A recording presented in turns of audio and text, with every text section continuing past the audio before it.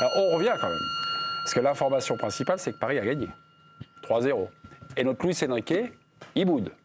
Alors, Giovanni nous a dit, il a enchaîné des confs et tout ça. Non, mais il est dans sa logique d'abord de prendre toujours tout le monde à contre-pied, ça c'est sûr, mais surtout de tirer un petit peu son fil en fait, on n'a pas été payé et récompensé sur les matchs précédents, on se crée les occasions, on les a et c'est ça qui est important. Aujourd'hui, on a marqué, mais finalement, c'est pas ça l'essentiel. Voilà, ça veut dire qu'il défend un petit peu son bilan général en disant ça. Il n'est pas fait pour le bonheur, notre Luis Enrique, là, franchement.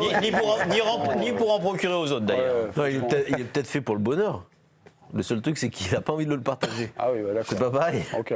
Non, mais c'est classique alors. En fait, pour Étienne et pour Sébastien, en fait, moi, je suis d'accord. C'est à peu près noir, donc après, il va dire à peu près blanc. Après, on va aussi dire que c'est un extrait de 30 secondes d'une conférence de presse qui a dû durer un quart d'heure ou 10 minutes, un quart d'heure. Donc peut-être qu'à d'autres moments, il était au 7e ciel, Louis. Il est quand même coupé du fait. Mais c'est vrai qu'en tout cas, il transmet pas effectivement de l'énergie positive pour tout le monde à travers ses conférences de presse, ce qui est dommage parce que les Parisiens vont avoir besoin de ça. Mais dans un mois, rappelez-vous à Reims quand Mbappé fait son triplé, ouais. Le début un petit peu d'abrouille où il reprend le volet devant tout le monde en disant que défensivement ça allait pas alors qu'il fait un super match offensivement. Donc, ce soir on tombe pas de la chaise quoi. Il fait ça tout le temps. Donc, le coach il doit pas t'amener l'énergie dans la conférence de presse. Hein.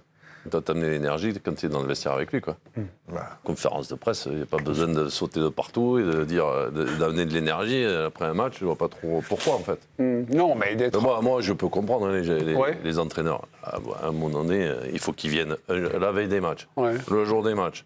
Ils jouent 2 jours après, il faut qu'ils reviennent à l'avant-veille. Pourtant, toi, Jo, t'adores être avec des journalistes maintenant, non? Non, mais moi, je fais que ça, donc ça va. Lui, il doit s'occuper d'entraîner les mecs, de s'occuper de ci, de là, de là. Et ils sont tout le temps en conférence de presse. Moi, je trouve qu'il y en a trop de conférences de presse. Beaucoup trop de conférences de presse pour expliquer. Non, mais après le match, tu peux dire qu'elle est de trop. Non, mais après le match, c'est logique. C'est quand même ça me paraît logique l'après-match. C'est le moment où tu es le plus à l'écoute du coach quand même. Moi, je suis d'accord avec toi qui parle à ses joueurs. Tu ne parles pas qu'à tes joueurs quand tu es d'accord, mais je pense que les joueurs. Parce que c'est pas ton président qui apporte un message. Le président, tu comprends rien de ce qu'il dit. Message à qui? Si l'entraîneur dans le club du Paris Saint-Germain, il apporte pas cette énergie-là, le directeur sportif, il parle pas, le président ne comprend pas. Les joueurs, ils viennent, Giovanni, il est en train de les attendre, on ne sait pas qui va venir. Pourtant, ils ont tous des attachés de presse. Voilà, donc quel message il doit transmettre à qui il doit le transmettre?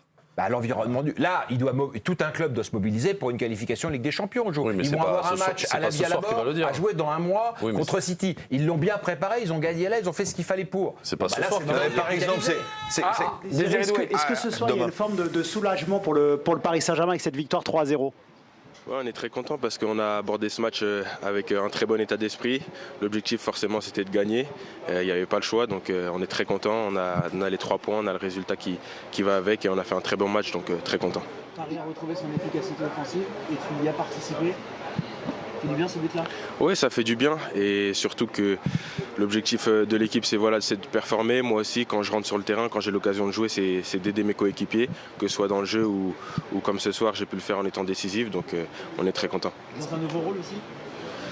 Nouveau rôle non, parce que à l'entraînement je suis amené aussi à jouer à ce poste-là, mais on bouge beaucoup sur le terrain, je me retrouve des fois à gauche, au milieu, en numéro 9 et on essaye de créer beaucoup de mouvements et c'est ce qui nous permet de créer des belles occasions. Est-ce que ce déclic demande une confirmation derrière sur les gros matchs comme Lyon, Monaco qui vont suivre, Lens?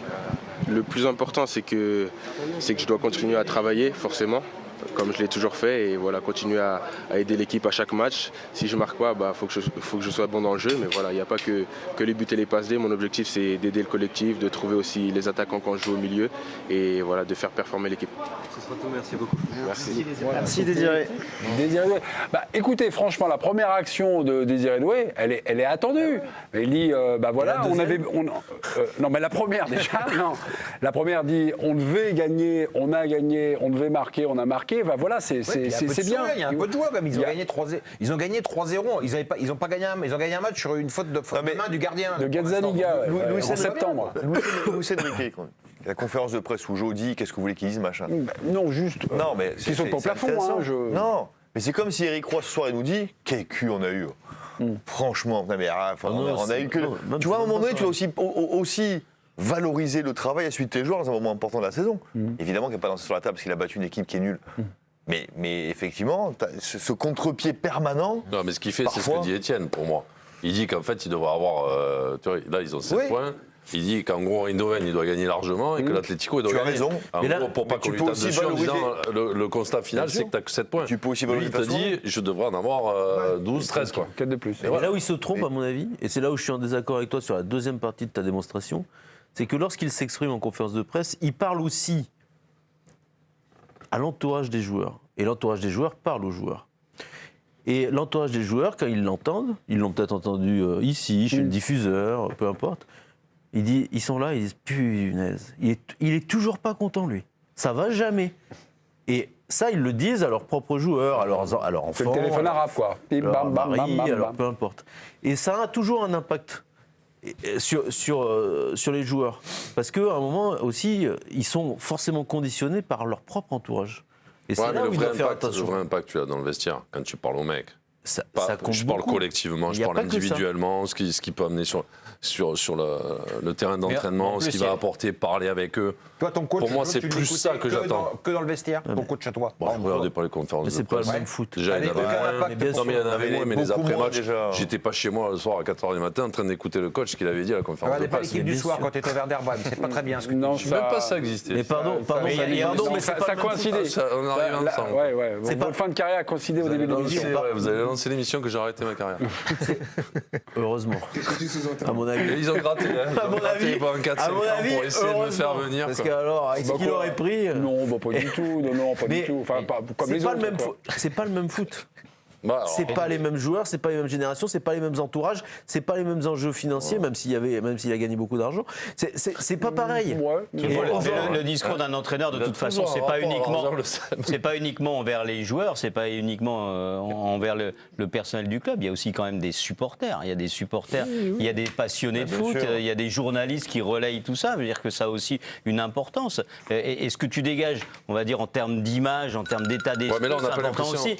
Et je trouve que il y a des mauvaises vibrations donc, qui se dégagent des conférences de presse de Luis Enrique et qui n'aident pas à ce qu'on aime un peu plus. Non, mais on n'a pas l'impression qu'il est mécontent ce soir.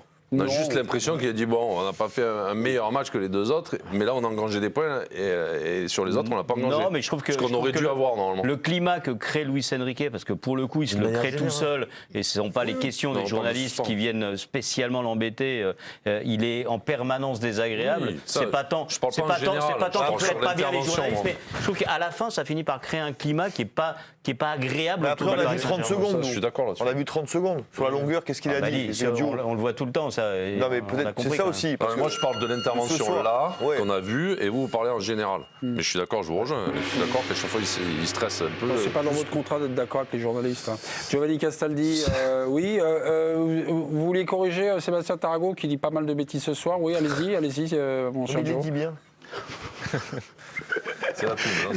C'était pas spécialement Seb, c'était pour apporter le contexte sur la conf, puisqu'effectivement vous avez vu la première réponse. Il était pas dans une énergie débordante, ça c'est une certitude.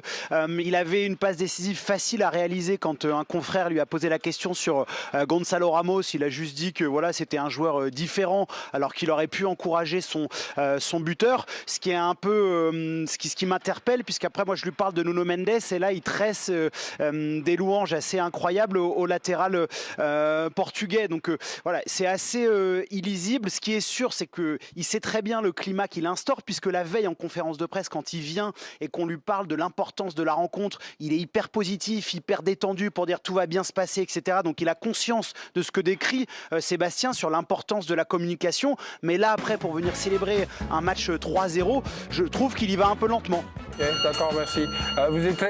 Vous allez aider les intendants autrichiens là, à démonter le décor, mon petit Giovanni. Hein, faites preuve un petit peu de solidarité là. Voilà, merci beaucoup.